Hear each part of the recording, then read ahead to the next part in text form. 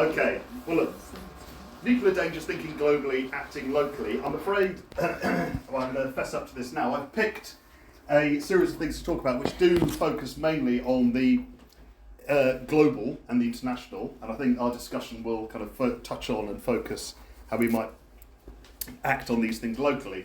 And I've picked a couple of, three really discrete things that are kind of my hobby horses for the moment, but I hope by talking about them they'll act as a bit of a provocation really for thinking about what is going on and what we might do about it. So I can't really talk at a CND event without noting that tomorrow, the 22nd of January, is the second anniversary, marks the second anniversary of the coming into force on the Treaty on the Prohibition of Nuclear Weapons. It's also my youngest child's third birthday, so I can hardly forget. So to date, 68 nations have signed the treaty, and work continues to increase that number. This work stretches from the offices of diplomats and politicians on the international scale to the work of Yorkshire CND in towns, cities and villages across this region, promoting the idea of nuclear ban communities. And the treaty itself, I feel very strongly, has a significance beyond the prohibition of nuclearism in those states that have ratified, because that's the effect of the treaty at the moment. It has an impact beyond that. And it's remarkable and telling of the role played by nuclear weapons that it took more than 3/4 of a century after the atomic bombings of Hiroshima and Nagasaki for a United Nations treaty to codify prohibition to come into international law. Truly remarkable, but very telling as well. And every time an additional nation rejects nuclearism and ratifies the TPNW, the world takes another step closer towards nuclear abolition. But for me and for many others, the TPNW has a significance beyond the incremental steps, as important as they are. The whole process of drafting, coordinating, winning support for and signatures for and ratifications for the TPNW was a process of geopolitical significance. It was a full frontal rejection of the dominant idea that the retention and the development of nuclear weapons is a prerequisite for global security. Those 68 states have said very clearly that is something we do not accept, and worse than that, it's dangerous to keep holding and promoting that idea. And driving this full frontal rejection were nations that have been and continue to be exploited, diminished and oppressed in the name of nuclearism and the global order which is characterised by it. The nations where the United States, Britain, France and others tested their nuclear weapons. The nations where the basic materials of the nuclear warhead are extracted. The nations which have experienced intergenerational damage and which carry the legacies in the earth, in the land and in their bodies of the nuclear age. But it's noteworthy in this process, it's noteworthy that Japan, the only nation where atomic weapons were detonated on a civilian population, opposed the TPNW. But as Richard Falk put it, and this is where we come back to some hard facts, some hard truths. Richard Falk is worth following if you have the time and energy. He put it like this: the enormous fly in this healing ointment, the TPNW, arises from the refusal of any of the 9 nuclear weapon states to join the TPNW process. Not only did the nuclear armed states refuse to join the process, so did members of the NATO nuclear alliance.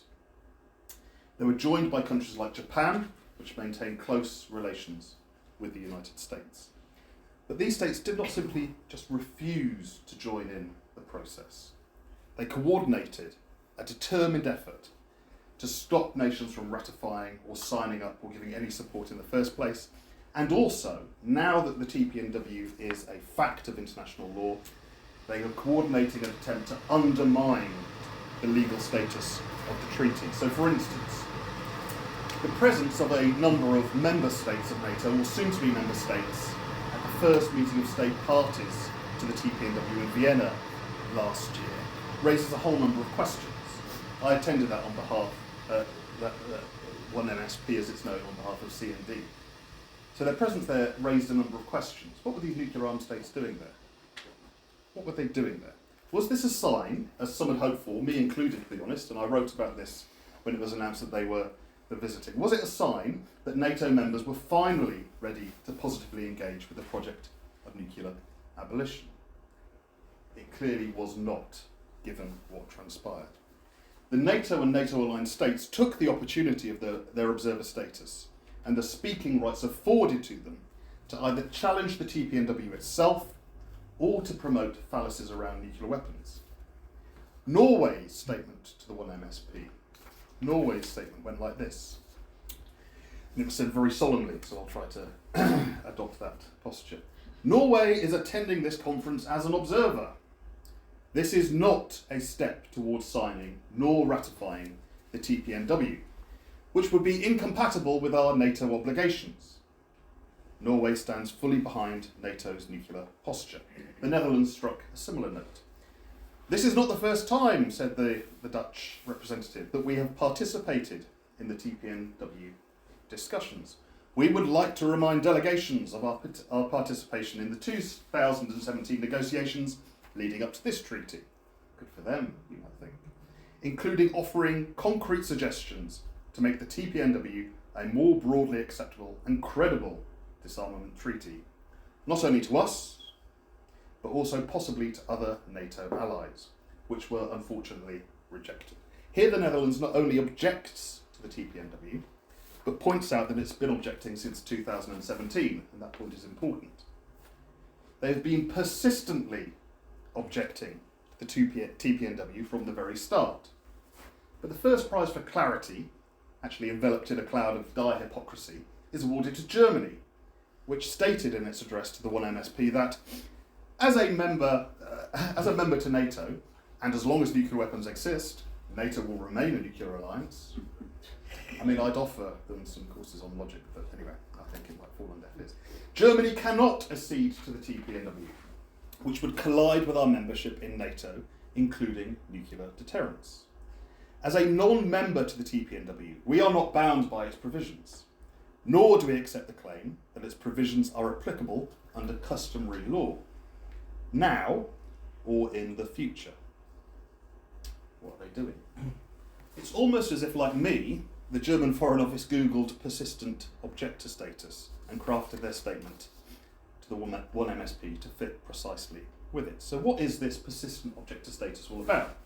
According to a 2021 Chatham House report, Chatham House is the establishment think tank in London, they said, in a document titled NATO and the TPNW, it's almost like a playbook for these people, while it is a general principle of international law that treaties do not create obligations for third states, it is also an accepted principle that a rule set forth in a treaty could, under certain conditions, become binding on a third state as a customary rule. That's one of the hopes we have for the whole TPNW process.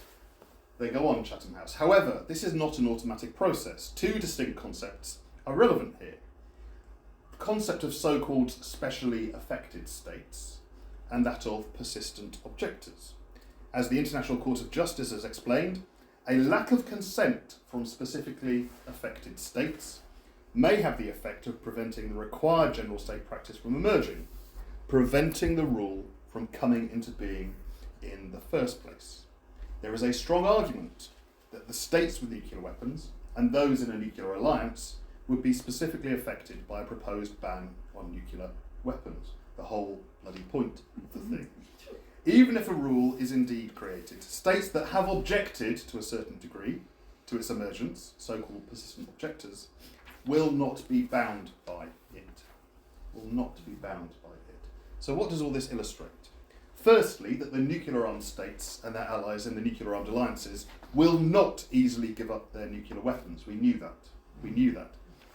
Which is why campaigns like CND have a vital role to play, and why we have to approach the question of nuclear disarmament from a number of directions. Yes, in international law, yes, in the international sphere, but also in terms of political action and mass-directed action. I didn't use the word direct action, directed action, although I'm not against direct action personally. Secondly, that those who consistently preach, most consistently preach, the gospel of international law and promote their own version of a global rules-based order, familiar phrases uttered from the likes of Boris Johnson downwards in the gutter. When they do that, they do it hypocritically, deviously, and precisely in their own interests. In his recent book, The Last Colony, A Tale of Exile Justice and Britain's Colonial Legacy, which some of you should dash out and buy after this if you haven't seen it already, Philip Sands writes this. So Philip Sands, King's Counsel, friend to Keir Starmer, prominent barrister on the international scale, very good writer, very interesting person. He writes, in 1945, Britain and the United States had committed themselves to a rules-based international order. Then they flaunted the rules. They committed themselves to a vision of decolonisation and human rights, then shredded their own commitments. What was he referring to specifically? What does it have to do with nuclear weapons? Quite a lot, as we shall see. 6,000 miles from here are a group of islands that the British government refers to as the British Indian Ocean Territory, or BIOT. Yeah. These islands are the Chagos Islands. In 1965, the United Kingdom split the Chagos Islands from Mauritius. It did this in direct contravention of United Nations rules, which made clear that the process of decolonisation should not involve splitting or removing any territory whatsoever. The UK, surprise, surprise, acted illegally. The Chagossians repeatedly, and they did it at the time, they repeatedly demanded their rights to self-determination, this right enshrined in the United Nations founding charter. Britain refused their demand. Again, unlawful under international law. But instructively, for our argument here, this same right to self-determination was invoked by the British government. They appealed to the UN Charter to legally justify their actions during the Falklands War. The Chagossians might be entitled to ask why this rule applies for white Falklanders but not for the Chagossians. Could it be that the British government and British policy is racist as well as being everything else? Yes. Over and over again, Britain ignored the plight of the Chagossians, a people who had been ripped from their lands, transported across oceans, and left to suffer.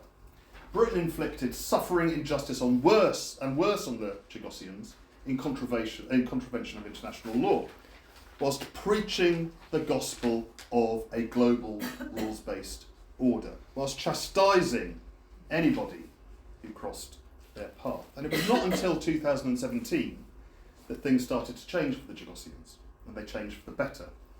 Yeah, they refused to give up the fight, and through their own efforts and through their own organisation, by 2017 in June, the United Nations General Assembly voted 94 to 15. I bet we could quickly list the 15 who voted against, but we won't waste time doing that, to ask the International Court of Justice for an advisory opinion on the legality of the initial separation.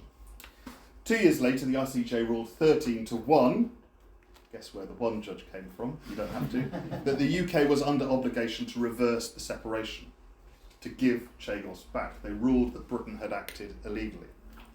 But it took until the 3rd of November last year for James Not So Cleverly, the current British Foreign Secretary, to announce the UK's willingness to begin negotiations for a return. But with one condition. Diego Garcia. Okay. The continued operation of the airbase and British possession of the airbase at Diego Garcia, which is an enormous airstrip for the United States. It's a place from which bombing raids on Iraq and the wider Middle East are launched. As Philip Sands explains in one of his previous books, Diego Garcia was also used as a torture site. It is British territory, we are told. Just how did the United States end up with an enormous airbase on territory stolen by Britain in the middle of the Indian Ocean? All in contravention of international law. How was the United States allowed to use this stolen land to launch an illegal war on Iraq? How was the United States allowed to use this stolen territory to conduct torture? In asking the question, we reveal what's really at the heart of this so-called global rules-based order. and that is the relationship between the United States and other states, and in our case specifically, the relations between the United States and the United Kingdom, because there exists a series of agreements and treaties between the US and UK made in the aftermath of the Second World War, allowing for the use of UK bases by the US military, and much else, by the way. The Lakenheath Air Base is one such example. We're told that this is RAF Lakenheath, but it's no such thing. It's a US base. It's a US base. The F-35 aircraft, the new ones that are stationed there, they're American. The pilots are American. The new range of B-61 bombs that are likely to be stationed there are American. The only thing royal about it, about the place, are the smattering of British personnel on the gates.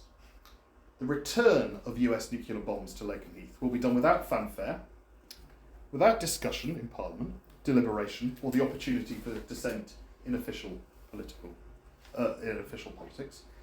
There will be no official statements, and when asked, the British government equivocates. If Chagos is the last British colony, what does that make Lakenheath? Nuclear developments have always happened under a veil of secrecy, from the initiation of the British atomic programme by the 1945 Attlee government to Johnson's Integrated Review that announced that transparency over nuclear issues will end. I wasn't aware of much transparency in the first place, but whatever transparency there was has been put to an end. The existence of nuclear sharing sites under NATO arrangements across Europe, something everyone knew about, was only officially confirmed, and the sites, actual sites confirmed, when some poor person working at NATO in Brussels uploaded the wrong document onto a website which outlined where they were. Before that, no official recognition. And the expansion of this nuclear bootprint, which is how I'd characterise developments at Lakenheath, which is how I'd characterise the introduction of the new F-35s into Europe and the potential for these new bombs to be stationed in Europe. They would be dangerous in the best of times. At the moment, they could be potentially deadly. A year ago, the five nuclear-armed permanent members of the UN Security Council, issued a statement that said nuclear war cannot be won and must never be fought, echoing similar statements from Presidents Reagan and Gorbachev in the 80s, which some of you will remember. How sincere was this statement? Quite apart from the demonstrable hostility of the P5, all of them, to the TPNW, and their ongoing failure to uphold really any of the provisions or instructions from the Nuclear Non-Proliferation Treaty, which they claim to hold so dear, and which they claim to be trying to protect from the TPNW, we have witnessed a number of deeply troubling developments since that time. First amongst those is the Russian invasion of Ukraine, which has massively increased nuclear tensions. The so-called taboo on threatening nuclear use has been drastically undermined, not just by Putin's public announcements. There are a series of those, which CND rightly called out and condemned, and there have been some more recently from former President / Prime Minister Medvedev in the past week, not just by them, although these are the most high profile, but also by the United States. All through last year, Russia was claiming, as a caveat to its nuclear threats, that America was making similar threats. All through last year, the US government denied that fact, up until November last year, when a spokesperson for Antony Blinken confirmed in public in an interview with the New York Times that America had privately been issuing such threats to Russia directly. Well documented fact. The nuclear taboo in these circumstances has been seriously undermined. And there, on an international scale, there has been a completely inadequate response to these events. From a group of people who said a year ago that a nuclear war cannot be won and must never be fought, to today, when no effort has been put into reducing tensions, let alone trying to come to a negotiated settlement to the horrific events in Ukraine. There has been no attempt at diplomacy, no attempt at negotiation. Rather, you've had the trading of nuclear threats. And we've seen repeated speculation about how nuclear weapons could be used, debates around tactical versus strategic weapons. All of this combined creates a normalisation, is an attempt to normalise the murderously abnormal, and that's what nuclear weapons are and the prospect of nuclear war is. Rather than roll back on the worst successes of Trump's nuclear posture review, Biden's version looks eerily similar. Yes, some particular bits of equipment have been taken out, but the so-called usable bomb, which Biden called a bad idea during his election campaign, has been kept. So what do we do about it? I've painted a grim picture of the hypocrisy and deviousness that goes on the international scale, but I guess we all knew that already. So what do we do about it? Well, we know that we need to act locally to raise the alarm. We need to spread the message. We need to argue sharply against the attempt to normalise nuclear weapons and the prospect of nuclear war. I think we need to do a job again of explaining what all of this actually means. It is not some sci-fi, mystical, techno-futurist fantasy. It's in the here and it's in the now. And just to illustrate, just one of the challenges in terms of getting the discussion back on course and alerting people to the real problems is this article from the Financial Times earlier this week. 500 nuclear missiles are heading your way, you must respond. What now? It's about how do world leaders in nuclear-armed states decide whether or not to launch a nuclear war. The proposal from the person who's covered most extensively in this piece, a neuroscientist slash AI slash computer program person called Moran Sir, is based on his studies that he conducted at the University of California in Los Angeles, which is one of the only places in the world where they can fully remove someone's cranium and insert probes into the brain. He wants to introduce AI-type decision-making processes into this process, and he's taken seriously. These are the challenges we face. We have to think on an international scale, but we all know we have to act on the local. That's it from me.